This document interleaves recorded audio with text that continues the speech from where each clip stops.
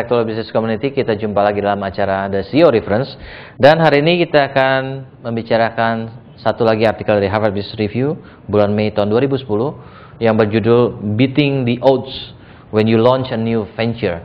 Jadi bagaimana kita mengalahkan resiko-resiko yang kita hadapi pada saat kita membuat satu perusahaan yang baru. Dan bersama kita adalah Pak Reza Maspaitela.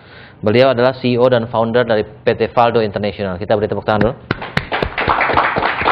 Jadi Valdo ini bergerak di dalam shared service, Pak ya. Jadi kalau ada pekerjaan-pekerjaan yang ingin dilimpahkan untuk dikerjakan oleh Valdo, Valdo akan mengerjakannya, dan in the part of the process of the company yang memberikan pekerjaannya kepada Valdo, gitu ya. Is that true, Pak?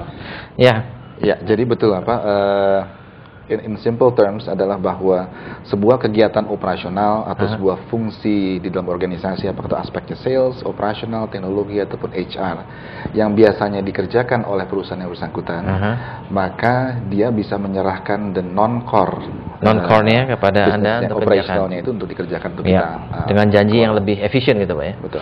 Oke. Jadi you created this company, Pak ya. Betul, Pak. You started kapan? Started in October 2002, Pak. Oktober 2002. Jadi itu betul-betul the first time I jump the ship to memulai bisnis ini. Oke. Sebelum Valdo International, did you ever also try to set up company?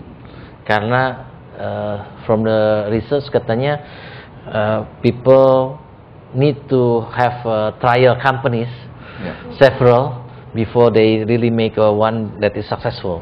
Jadi sebelum Valdo ini sebenarnya, have you ever tried to make a company before, Pak? Pernah, Pak. Jadi di tahun 92 tepatnya, waktu itu bersama-sama dengan 3 kawan, kita establish a finance company, multi finance company.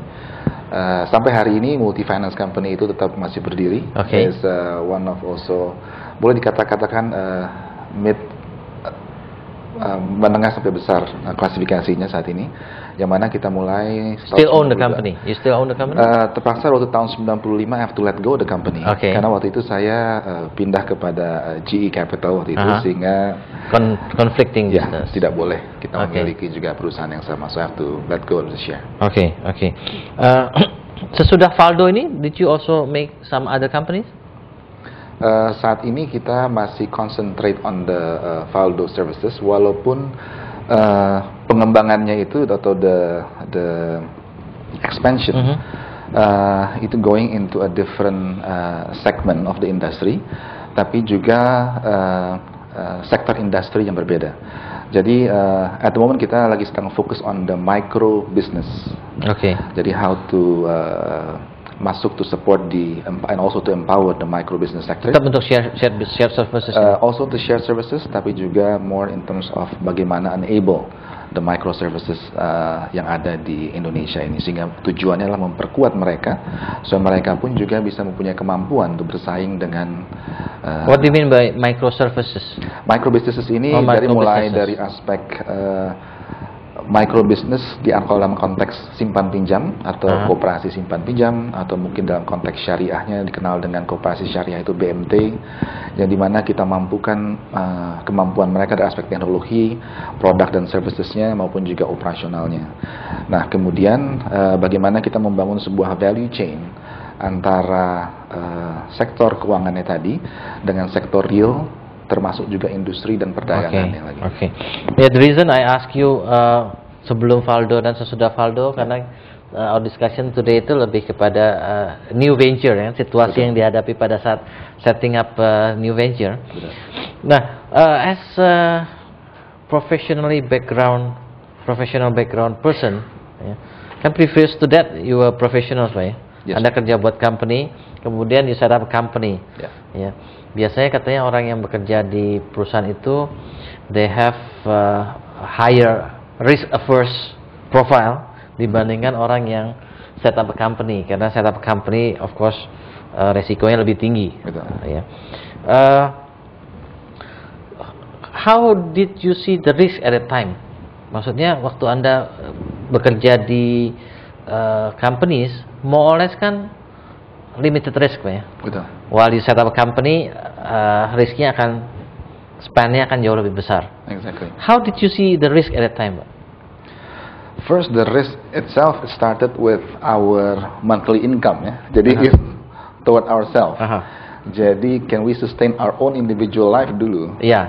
After jumping the ship from the corporate life, itu mungkin one of the risk yang right in front of me at that time.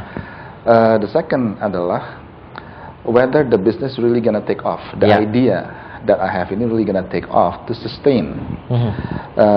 Individually, also the company, including the people inside the company. Jadi whether the proposition really works. Karena ideas is good, tapi kadang-kadang mungkin on the implementation, the good idea mungkin juga belum tentu bisa berjalan accordingly. Jadi those are the two things yang immediately menjadi the tantangan yang harus saya hadapi waktu itu. What makes you able to take higher risk, Pak? Karena kan kebanyakan orang yang jump ke ventures itu, they have the dreams, tapi suruh loncat. Pada saat loncatnya itu ngeri gitu ya. Betul. What makes you able to jump? Mungkin hal yang pertama adalah I see the opportunities di mana there's the needs of a good professional shared service industry in the market. Yang mana pada saat itu in Indonesia there's no such company that able to provide a good standard professional shared service entity. Second adalah mungkin one of the thing yang menjadi modal utama adalah the experience, the background experience that mungkin apa yang saya miliki, what I have, and also the team that I brought into the organization that will minimize and also enable us to be able to give that kind of quality service to the market yang at that time is not there. So that are the two main thing. Okay. Jadi di dalam artikel ini dijelaskan bahwa to launch a new ventures, kita tahu bahwa sebagai entrepreneur usually we take more risk, ya. Tetapi dalam artikel ini dikatakan bahwa entrepreneur itu bukan mengambil risk asal ngambil risk. They always try to minimize the risk juga, bukannya seorang yang mencari resiko, tapi resiko itu diterima, tapi kemudian diminimize. Dan ada 3 macam resiko di sini yang dibahas adalah yang deal killing risk, yang kalau salah itu hancur semua. Ya. Contohnya adalah salah satunya adalah memastikan bahwa bisnis yang mau kita jalankan itu memang punya marketnya. Ya. Kalau ternyata marketnya tidak ada, ya, ataupun salah perkiraan, maka itu hancur total semuanya. Ya. Dan at this point, saya kira Reza sudah memastikan bahwa the new venture didn't have this deal killing risk, ya, sehingga dia bisa maju untuk take up the other risk. Dan risk berikutnya adalah katanya path dependent risk. Path dependent risk itu kalau kita doing business bisa ada beberapa cara. Paling gampang misalnya kalau dalam marketing kita bisa lakukan conventional marketing atau multi level marketing ataupun direct marketing, ya. Nah, path dependent ways ini juga satu resiko yang perlu kita perkecil, ya. Nah, dalam artikel ini dicontohkan bagaimana new venture itu kalau perlu coba aja 3-tiganya, kemudian lihat mana yang berkembang paling bagus. Nah, disitulah yang akan didalamin. Jadi kalau kita nggak coba, kita nggak pernah tahu yang jalan yang lain itu akan lebih baik atau enggak. Jadi salah satu how to deal with the risk-nya yang kemukakan dalam artikel ini adalah seperti itu. Yang ketiga resikonya adalah yang easy win high return. Easy win high return itu adalah resiko-resiko yang sebenarnya mudah untuk kita hindari, ya. Kalau kita tidak hindarkan itu akan lumayan juga akibatnya. Contohnya kalau kita have a new product, ya. Have a new product, sebenarnya kalau kita launch langsung national, resikonya tinggi. Tapi kalau kita mau take time, coba untuk very limited market, ya, maka resiko itu akan relatively easy to handle, ya. Kemudian kalau misalnya ternyata itu doesn't work, kita bisa perbaiki dengan lebih mudah dibandingkan kalau kita langsung launch secara nasional. Jadi kalau kita lihat ada cara-cara how to minimize the risk supaya new ventures ini bisa berjalan dengan baik dan resikonya dikurangi. Nah, Reza, pada saat when you set up the company Valdo ini, did you also aware about this? Karena kalau waktu kita baca artikelnya kita baru lihat ada resikonya seperti ini. Tetapi mungkin pada saat itu kita jalankan without knowing the framework of the teorinya gitu. At that time, did you analyze each risk of setting up a new venture, atau kata orang cemplung aja, nanti baru kita lihat resikonya apa di sana? Gimana?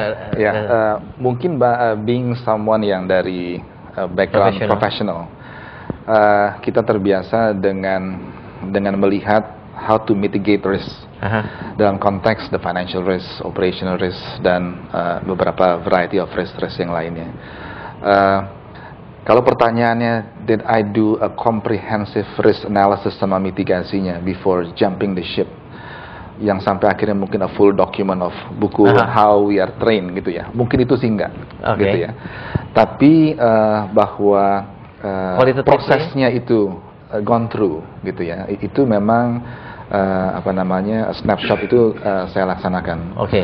Tapi emphasis yang utama memang saya lihat dari opportunity sama the capability of us in delivering that service. Dan kemudian adalah bagaimana caranya untuk our product and services ini bisa diterima di potential client itu, berarti networknya. Gitu. Jadi yang menjadi 3 hal yang utama yang saya lihat. Dibereskan dulu ya. Reza, kita akan talk more about this. We learn more from you the next segment. Kita harus break sebentar. Buat Anda yang ingin berpartisipasi, silakan SMS ke 08 96 kali 788. Kita break untuk segmen berikutnya.